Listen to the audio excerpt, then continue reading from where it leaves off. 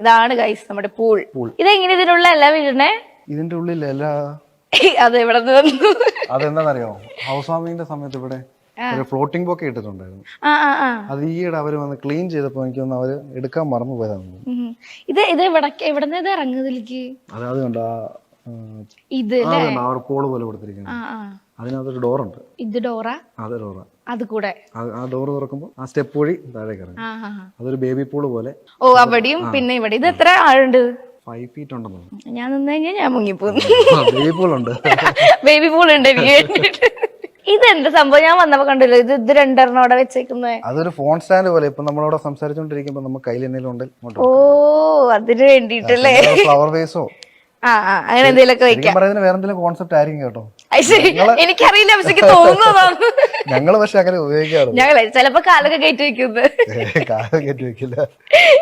അടുത്തത് ഇതാണ് ഒരു ഹൈലൈറ്റ് ഉണ്ട് കേട്ടോ വീട്ടില്.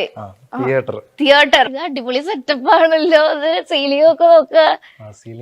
മമ്മൂക്ക പറയണ പോലെയാണോ? മമ്മൂക്കയുടെ വീട്ടില് റിലീസ് ആയ പടം അന്ന് കാണാൻ പറ്റും, അതേപോലെ കാണാൻ പറ്റും ഇവിടെ? അതൊന്നുമില്ല, പക്ഷെ അവര് തന്നെ ചെയ്തത്. ആണോ? അവര് ചെയ്ത ആൾക്കാര് രാജേഷ് തന്നെ ചെയ്തത്. അടിപൊളി അടിപൊളി. ഇതിപ്പോ എത്ര കുറെ അത്യാവശ്യം പേർക്ക് 13 seats. സിനിമയോട് ഭയങ്കര ഇഷ്ടമാണ് എല്ലാവർക്കും. അതുകൊണ്ട് എന്നിട്ട് ഇവിടെ വന്നിട്ട് എത്ര പടങ്ങൾ കണ്ടു? ഇപ്പൊ ഇവിടെ സമയം കിട്ടില്ല, വീട്ടിലിരിക്കും. കണ്ടിട്ടില്ല. ഞാൻ ഇന്നലെ വന്നേ. അത് പിന്നെ വെറുതെ ഒരു പൂളിന്റെ പമ്പ് റൂമാണ് അതിന്റെ താഴെ റൈറ്റില്. പിന്നെ അപ്പുറത്തൊരു നമ്മളിപ്പോ പൂളിൽ നിന്ന് ഇറങ്ങിയിട്ടൊന്ന് കുളിക്കണം എന്ന് തോന്നിയാൽ അവിടെ പോയി ഷവർ ഏരിയ ഒക്കെ ഉണ്ട്. ഇനി വേറെ ഒന്നുകൂടെ കുളിക്കണം തോന്നിയാൽ വെള്ളമാവും. അവിടെ മറ്റൊരു കാർപ്പറ്റ് ഇട്ടിട്ടുണ്ട്.